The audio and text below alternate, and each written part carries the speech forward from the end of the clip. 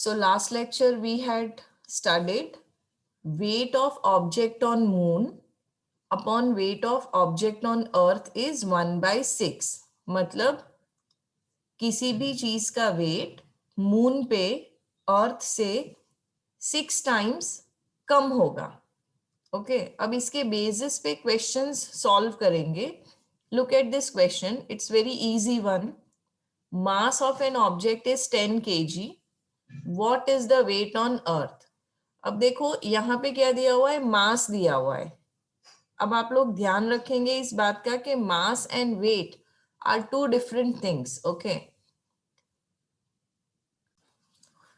so you should be knowing the difference between mass and weight. Mass क्या है? It's a property of matter. How much matter is contained in an object is known as mass. लेकिन weight क्या है? Weight depend करता है on the gravity. जितना ज्यादा gravitational force act कर रहा है किसी body पे, उतना ज्यादा उसका weight होगा. तो mass हर जगह सेम रहेगा. मून पे मेजर करो, अर्थ पे मेजर करो, जुपिटर पे मेजर करो, mass will remain constant. But weight it will vary according to location. जैसे हमने लास्ट लेक्चर में ही देखा था, किसी भी चीज का मास अगर अर्थ पे 60 kg है तो मून पे 10 kg होगा. Because not mass, sorry, weight. So weight changes from place to place. Okay, mass can never be zero. Some amount of matter is definitely going to be there. पर weight zero हो सकता है if there is no gravity acting on the object. जैसे कि जब वो space में है तो there is no gravity acting, तो उस वक्त उसका weight zero हो जाएगा. आगे जाके हम buoyant force के बारे में पढ़ने वाले हैं, तो वहां पे भी आपको पता चलेगा कि जब आप कोई भी चीज को पानी में डालते हो वो हल्की हो जाती है. जब वो फ्लोट करने लगती है उसका वेट 0 हो जाता है क्योंकि उस पर ग्रेविटी एक्ट ही नहीं कर रही है. ओके तो एक बात ध्यान में रखेंगे, वेट चेंज हो सकता है, मास कांस्टेंट रहेगा. So same thing over here, mass does not change but weight can increase और decrease depending upon the gravity. Mass scalar quantity है. आप उसको ऊपर के डायरेक्शन में मेजर करो, नीचे के डायरेक्शन में मेजर करो, it will measure the same value. उसका मैग्नीट्यूड ही है, डायरेक्शन नहीं है उसका. बट वेट वेक्टर क्वांटिटी है क्योंकि अर्थ का जो सेंटर ऑफ ग्रेविटी है उसकी तरफ वो फोर्स काम करता है. So suppose if this is your object, this is your object, ये फोर्स है, मतलब जो आप वेट बोल रहे हैं, weight is actually the force of gravity. तो it has to be measured in this direction. अगर आप दूसरे डायरेक्शन में मेजर करोगे the value will change. Mass can be used, mass can be measured using an ordinary balance. जैसे जब सब्जी वाला सब्जी बेचने आता है, फल बेचने आता है, तो वो क्या यूज करते हैं? 2 पैन बीम बैलेंस यूज करते हैं. तो वो लोग मास मेजर करते हैं. लेकिन अगर आपको वेट मेजर करना है तो आप स्प्रिंग बैलेंस यूज करेंगे. स्प्रिंग बैलेंस क्या होता है? अगर घर में गैस सिलेंडर है, जब नेक्स्ट टाइम वो डिलीवरी करने आए तो देख लेना उनके पास होता है. व्हाट दे हैव इज, यहाँ पे एक स्केल होता है, यहाँ पे एक हुक होता है और यहाँ पे स्प्रिंग होता है. तो जैसे ही आप उसको, और यहाँ पॉइंटर होता है, तो जैसे ही आप यहाँ पे कोई ऑब्जेक्ट लटकाओगे ये नीचे आ जाएगा और वो जो पॉइंटर है वो मूव करेगा. तो suppose pointer is pointing eight 50, तो मास है 50 kg. समझ में आई आपको? मैम भंगार वाले के पास भी होता है. हाँ करेक्ट, भंगार वाले के पास भी होता है. ओके सो स्प्रिंग बैलेंस से यूज मेजर करेंगे इसको, ऑर्डिनरी बैलेंस से मेजर करेंगे. इसके यूनिट्स हो जाएंगे grams and kilograms. SI unit है किलोग्राम और इसका यूनिट होगा न्यूटन, क्योंकि ये फोर्स है ना, तो इसका यूनिट क्या हो जाएगा? न्यूटन हो जाएगा. और फोर्स है इसलिए उसका फॉर्मूला क्या होता है? m into a. अब the acceleration is due to gravity, तो यहाँ पे इसका फॉर्मूला हो जाएगा mg. लेकिन यूनिट क्या हो जाएगा? यूनिट हो जाएगा न्यूटन, या तो आप लिख सकते हैं kg मीटर पर सेकेंड स्क्वायर. क्योंकि मास का यूनिट है केजी और जी का यूनिट है मीटर पर सेकेंड स्क्वायर। समझ में आया आपको? तो ये मास और वेट के यस मैम। मास और वेट के डिफरेंसेस याद रखना। तो यहाँ पर देखिए mass of the object is 10 kg, तो उसका वेट कितना रहेगा? तो weight, we just said that weight is a force. तो अगर वो फोर्स है तो फोर्स का फॉर्मूला क्या रहता है? फोर्स का फॉर्मूला रहता है मास इनटू एक्सिलरेशन। तो इसी तरह से वेट का फॉर्मूला रहेगा m into g, acceleration due to gravity. Mass is already given, g की वैल्यू आपको पता है, याद रखनी है 9.8 मीटर पर सेकेंड स्क्वायर। तो फिर आंसर आपका आ गया 98। यूनिट मत भूलना, unit is newton. Okay, you have to write the unit, otherwise marks deduct होंगे। Okay, next question is an object weighs 10 Newton when measured on the surface of the earth. What would be its weight when measured on the surface of the moon? पता है हमको that कोई भी चीज moon पे कितनी वे करती है? अर्थ पे जो उसका वजन है उससे 6 टाइम्स कम, तो हम उसको 6 से डिवाइड करेंगे। तो अगर अर्थ पे 10 न्यूटन है तो मून पे 10 डिवाइडेड बाय 6 होगा, and the answer is 1.67 newton. Okay, clear है? नेक्स्ट क्वेश्चन,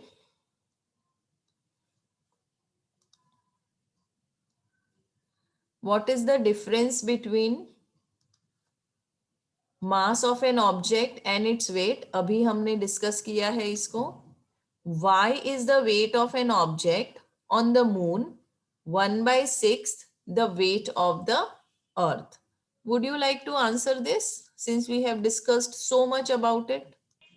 ये पर्टिकुलर क्वेश्चन का आंसर मैंने जो लास्ट वीडियो अपलोड किया था जिसमें वैल्यू फाइंड की थी W/m/W/E और आंसर आया था 1/6, वो पूरा कैलकुलेशन आप इसमें लिखेंगे।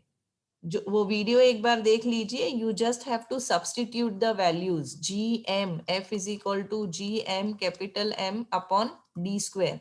ऐसा आप अर्थ के लिए करेंगे, मून के लिए करेंगे, and you will find out this. समझ में आ गया आपको? Yes ma'am. Yes ma'am.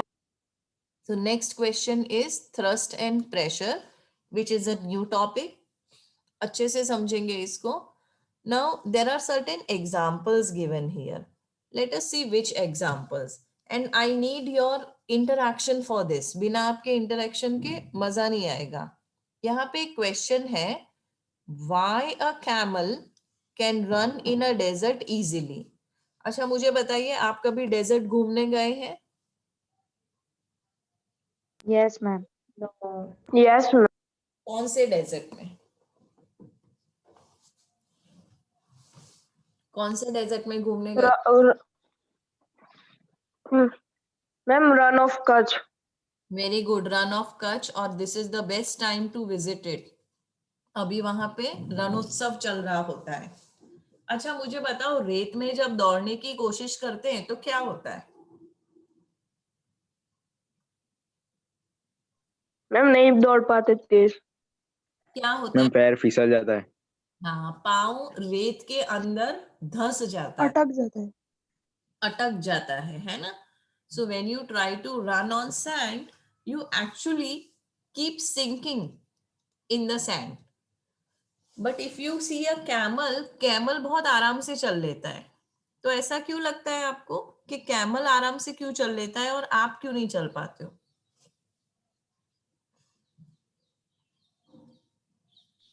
Ma'am camel sink की जैसे चलता है, पैर ऊपर नीचे करके। कैमल के पाँव कैसे होते हैं? So if you see the camels feet here, you will see that उसको जो रेत में रखा ना तो वो बहुत अंदर नहीं गया। देखो, the amount of sand displaced is less, कम रेत को डिस्प्लेस किया उसने, मतलब ये बहुत ज्यादा रेत के अंदर नहीं गया है। एक और पिक्चर देखेंगे इसका from the wait.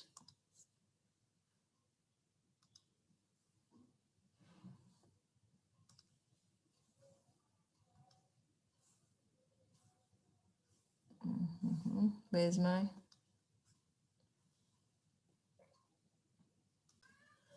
so again see there is one more picture of camel। इसके फीट को ध्यान से देखिए, ये बहुत ही फ्लैट है, पैडेड है and they are big. Surface area बड़ा है उसका।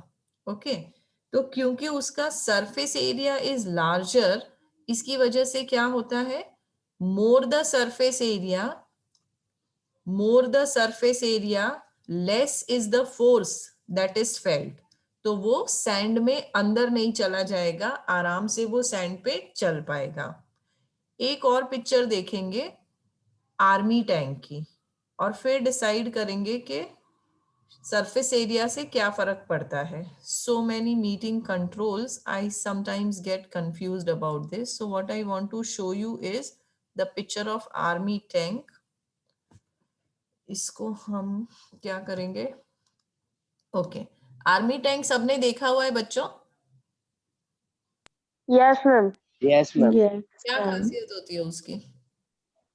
मैम उसके जो टायर्स होते हैं ना, वो बहुत ही वो स्केटर्स होते हैं ना, वैसे होता है। हाँ अपना वडोदरा में भी है ही ना मैम। हाँ वडोदरा में भी रखा हुआ है। थोड़ा सा निजामपुर आके आगे जाएंगे वहां पे, तो अब जब वहां से जाओगे ना तो उसको ऑब्जर्व करना। आपको अभी आर्मी टैंक दिख रहा है मेरे स्क्रीन पे? Yes ma'am. Yes ma'am. यहाँ पे Yes, चेन दिख रही है, चेन? yes मैम, चेन दिख। Yes ma'am. हाँ तो देखो, अगर आप व्हील्स देखोगे, सपोज व्हील्स कैसे होते हैं, उनका सरफेस एरिया थोड़ा सा कम होता है। आपको ये वाला एरिया देखना है, ये वाला। उसकी जगह यहाँ पे क्या लगा दिए, चेन लगा दिए, जिसका सरफेस एरिया इज लार्जर। और इसकी वजह से ये टैंक कहीं भी चल पाता है। आप इसको डेजर्ट में चला सकते हो, रोड पे चला सकते हो, कहीं भी चला सकते हो। अच्छा, आप में से कोई दुबई गया है कभी? वहां पे डेजर्ट सफारी होती है, और दुबई में ही एक जगह है, नाम भूल गई उसका, वहां पे सारी राइड्स है। How did I forget the name, मुझे याद आता है तब मैं बता। Ferrari World, yes Ferrari World. Ferrari World has lot of exciting rides, लेकिन I had visited both the places, desert safari also and Ferrari World also. लेकिन Ferrari World से भी ज्यादा खतरनाक मुझे डेजर्ट सफारी लगा। क्यों?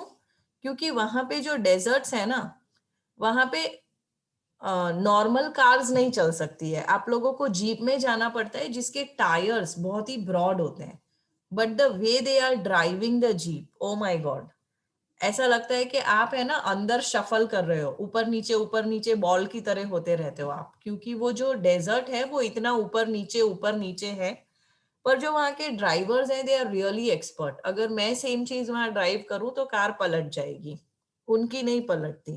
तो वहां पे भी एक बार कभी वीडियो देखना डेजर्ट सफारी का, और वहां पे क्या ध्यान से देखना, जो वो लोग जीप्स यूज कर रहे हैं उसके टायर को ध्यान से देखना। कैसे होंगे टायर, बता सकते हैं कुछ ये डिस्कशन के बेसिस पे? कैसे होंगे उसके टायर? बड़े मैम। वाइडर। यस मैम बड़े होंगे। करेक्ट, उसके जो टायर हैं वो बहुत ही ब्रॉड होते हैं। And now we know why. तो आज इसी के बारे में पढ़ेंगे, थ्रस्ट एंड प्रेशर के बारे में पढ़ेंगे आज। So let us come back to our text book. बाकी सारी चीजों को बंद कर देते हैं। Okay so we are going to study. Screen share हो रही है या नहीं नो मैम। No ma'am. अभी? हुई ma'am. Yes ma'am. Yes ma'am हो गई। So we are studying about thrust and pressure today, and we are trying to discuss various examples. Army tank का example discuss किया, camel का example discuss किया, ठीक है। And we discussed कि army tank इतना ज्यादा weight होता है उसका, thousands of tons उसका weight होता है, फिर भी एक continuous chain है जिसकी वजह से वो उस पे रेस्ट करता है और गिर नहीं जाता। सिमिलरली अगर आप ट्रक और बस देखेंगे तो उसके टायर्स वाइड होते हैं। और तो ये सब क्यों होता है? ये सब इसलिए होता है क्योंकि सरफेस एरिया इंक्रीज करना है। What about the cutting tools? आप नाइफ ले लो या तो नेल ले लो, ये सारी चीजें बहुत ही पॉइंटेड होती हैं, इनके एजेस शार्प होते हैं। तो क्यों ऐसा होता है? यहाँ पे हम सरफेस एरिया कम करने की कोशिश कर रहे हैं।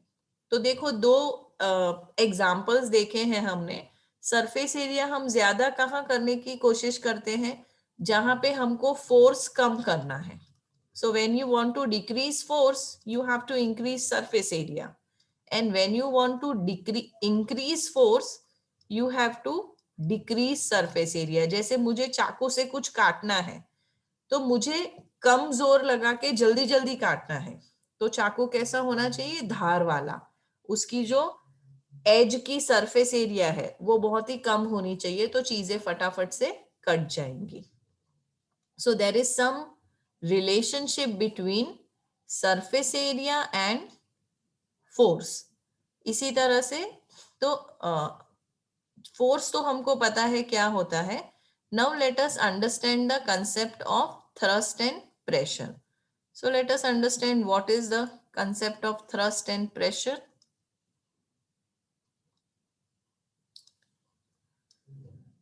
Okay, the net force in a particular direction is known as thrust. So when I say thrust, please do remember the definitions. What is thrust?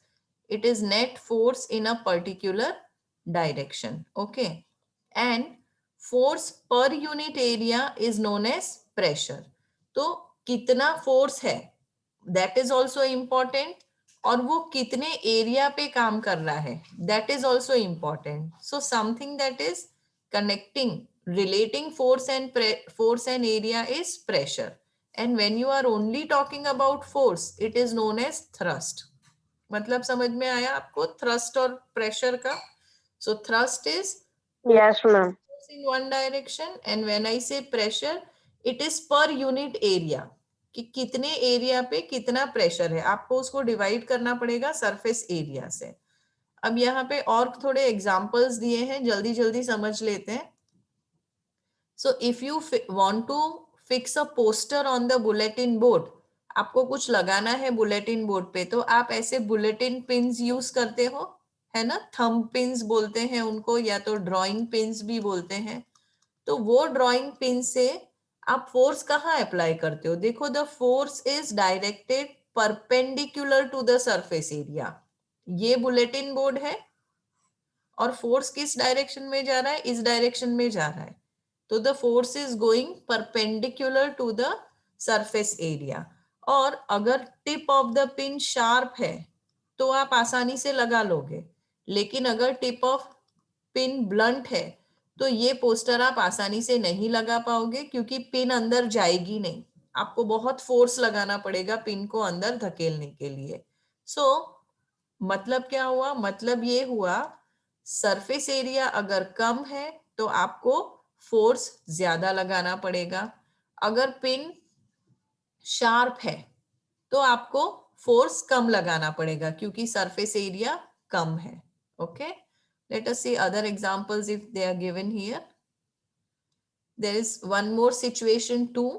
Situation 2 में क्या लिखा हुआ है? जब आप सैंड पे खड़े होते हो तो आपने बोला कि आप अच्छे से चल नहीं पाते हो, दौड़ नहीं पाते हो, आप अंदर चले जाते हो, your feet goes deep into the sand. लेकिन अगर आप सैंड पे लेट जाओगे तब क्या होगा? तभी भी आप अंदर घुस जाओगे या तब ऐसा? No, ma'am. तब ऐसा नहीं होगा। No, ma'am. जब आप लेटे हुए हो you are like this. Okay, तो यहाँ पे देखो surface area is more, so you will not sink, go deep in the sand.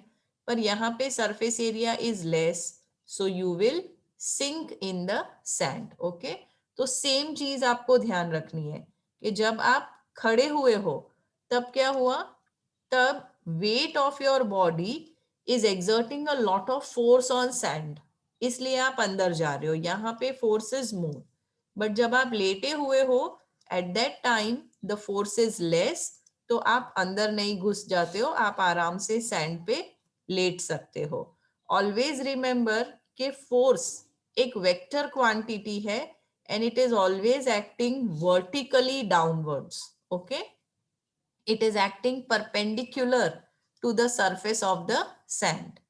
तो इसीलिए जब खड़े हुए हो तो अंदर जाओगे, जब खड़े हुए हो तब क्या हो रहा है, the weight of your body, that is a force, is acting on an area which is equal to the area of the feet, और वो देखो इतना ही है, तो फोर्स ज्यादा है और सरफेस एरिया कम है।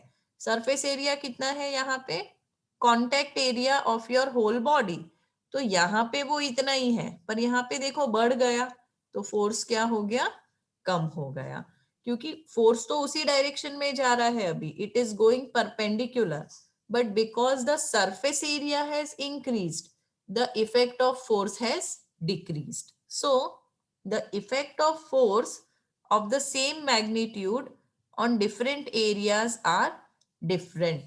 चाकू है, चाकू से अगर आप एक तरफ से काटने जाओगे तो कटेगा, पर दूसरी तरफ से नहीं कटेगा, जो ब्लंट एंड है ना वहां से आप चीजों को काट नहीं पाओगे।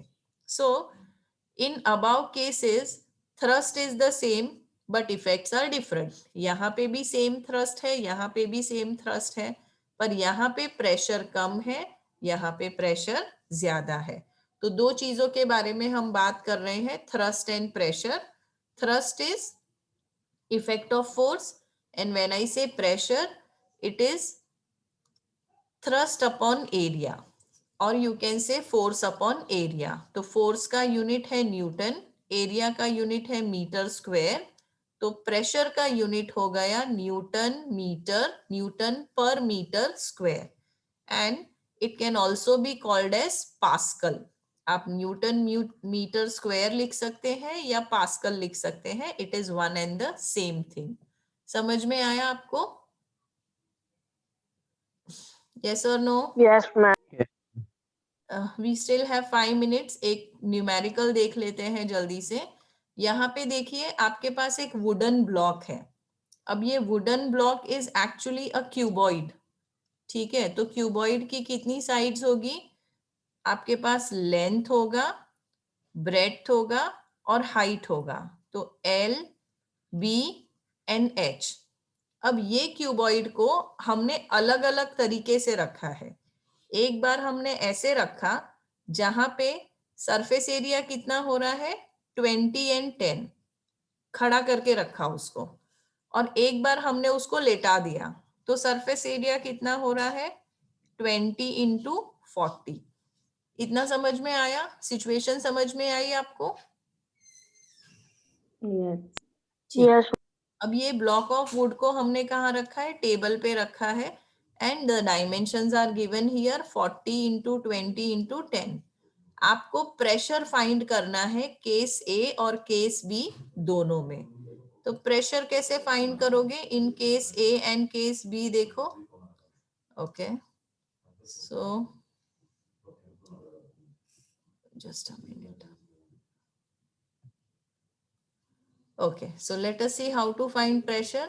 Now in question it is mentioned that ये जो wooden block है इसका mass है 5 kg.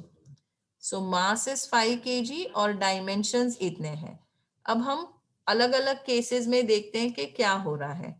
So for the case 1, देखो in any case thrust तो same रहेगा, F is equal to m into g, तो force कितना रहेगा इसका 5 into 9.8, that is 49 न्यूटन्स। अब हम केस ए लेते हैं जहां पे कौन से डायमेंशंस है 20 इंटू 10। अब यहाँ पे ध्यान रखो कि ये सेंटीमीटर है, तो 20 सेंटीमीटर को आपको पहले मीटर में कन्वर्ट करना पड़ेगा, एसआई यूनिट। तो जब आप 20 सेंटीमीटर को मीटर में कन्वर्ट करते हो यू मल्टीप्लाई बाय 100, पर यहाँ पे 20 सेंटीमीटर स्क्वायर है जिसको आपको मीटर स्क्वायर में कन्वर्ट करना है, तो आप किससे मल्टीप्लाई करोगे, आप मल्टीप्लाई करोगे 10,000 से, पर वो बाद में करेंगे, पहले क्या करेंगे, एरिया फाइंड कर लेते हैं. So see how to find area. L into B, जो भी डायमेंशंस दिए हुए हैं, सो दैट इज 20 इंटू 10. तो आपका आंसर आया 200 सेंटीमीटर स्क्वायर.